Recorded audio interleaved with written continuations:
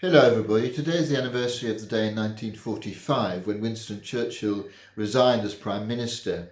Having led the country to victory in the Second War, he had hoped that he would be voted in again at the election to take them into the new era of peace.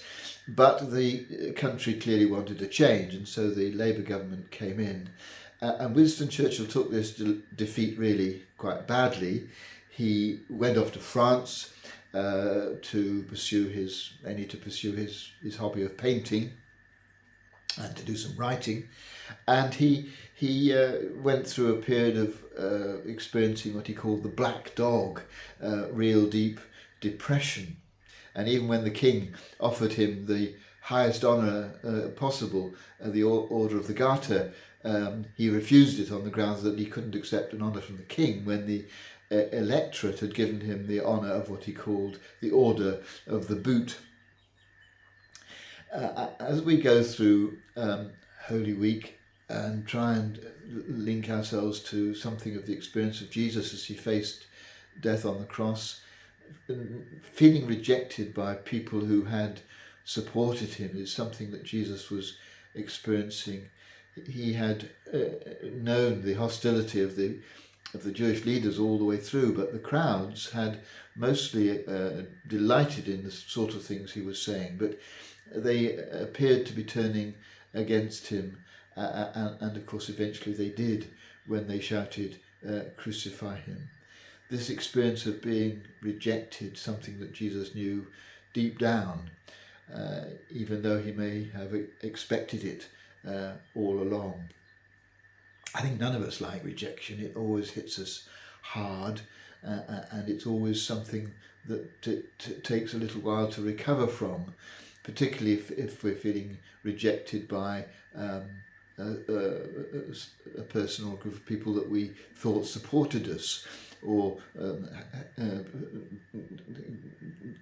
from a job or an application that we thought we had been successful. It's really hard if we can't understand why suddenly life has turned against us and we've been rejected. Something that when we go through it, can easily relate to the experience of Jesus. What brought Winston Churchill out of his rejection was the invitation by the President of the United States to go and deliver a speech in Missouri in 1946. That was the Iron Curtain speech, his famous speech that he made about the way in which the peaceful world was nevertheless facing a cold war.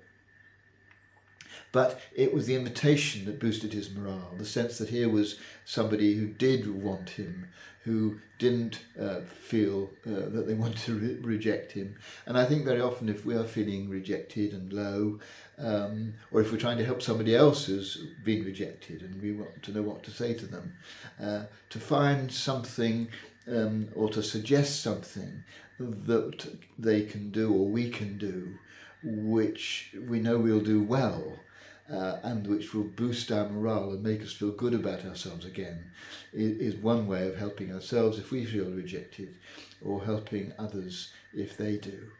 But the feeling of rejection that Jesus felt, of course, ending up on the cross, was for him a sense of utter desolation. Why have you forsaken me?